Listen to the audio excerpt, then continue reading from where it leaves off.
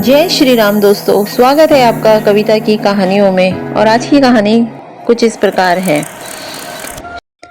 बाबाजी महाराज कब किस पर कैसी दया की वर्षा कर दे, कैसा चमत्कार कर दे, कुछ कहा नहीं जा सकता था। और एक ऐसे ही चमत्कार की कहानी जो कि लाला राम किशन जी की जुबानी है, कुछ इस प्रकार है। लाला राम किशन जी कहते हैं, मेरे बड़े भाई जो कि नानक स्वीट हाउस हल्द्वानी के मालिक थे, अक्सर बाबाजी महाराज के दर्शन हेतु कैची धाम जाया करते थे। एक बार कन्या के विवाह के उपलक्ष्य में प्रसाद चढ़ाने वे नैनीताल बजरंगगढ़ गए तो बाद में कैची धाम महाराज जी के दर्शनों के लिए भी पहुंच गए। मैं भी बाबाजी के दर्शन हेतु जाना चाहता था, परंतु चूंकि मैं बहुत बातूनी था, मेरे परिवार वालों को मुझे साथ ले जाना पसंद न आया। जब ये बाबाजी के पास पहुंचे तो उन्होंने मेरे बड़े भाई से मेरे लिए कहा, उसको क्यों नहीं लाए? तो मेरे परिवार वालों ने कहा कि मैं बहुत बात करता हूँ। पर बाबाजी बोले, तो क्या हुआ, अगले हफ्ते उसे जरूर लाना।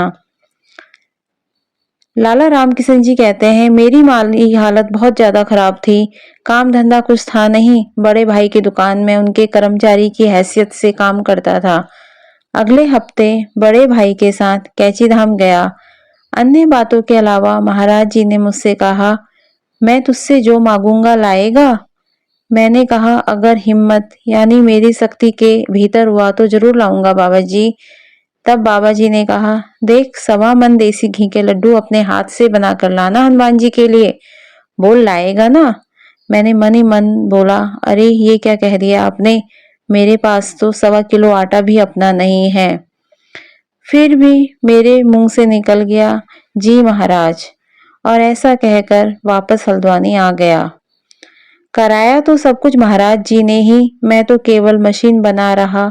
पर जैसे तैसे मैंने 2-3 हफ्तों में 1.25 मन लड्डू अपने हाथ से तैयार कर लिए और उन्हें लेकर बाबा जी के पास हाजिर हुआ।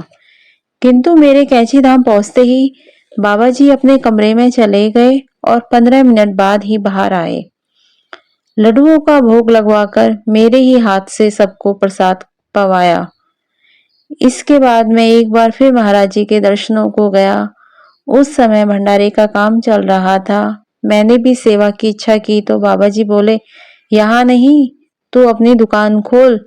मैंने महाराज जी से कहा, महाराज जी मैं तो पागल हूँ, दुकान कैसे करूँगा? तब बाबा जी ने कहा, देख, एक तू पागल है और एक मैं पागल हूँ, जा अपना काम शुरू कर। और मुझे एक गीता की पुस्तक देकर कहा, अपनी घरवाली को दे देना, कहना पढ़ा करे। न मालूम क्या अर्थ थे इसके, लेकिन मैं वह पुस्तक लेके अपने घर चला और अपनी घरवाली को पुस्तक पढ़ने को दे भी दी। बाबा जी ही जाने की कैसे कैसे क्या क्या कहां कहां से हो गया, पर उनके चमत्कार स्वरूप आज मेरे पास एक बड़ी दुकान जो कि स्टैंडर्ड स्वीट हाउस है, और जिस हैसियत से यानी कर्मचारी की हैसियत से मैं अपने भाई के यहाँ काम करता था, उसी हैसियत से के 10 कर्मचारी आज मेरी दुकान में काम करते हैं। और ये सिर्फ बाबा जी की ही कृपा है, उन्हीं की दया है। जय बाबा नीम करोली।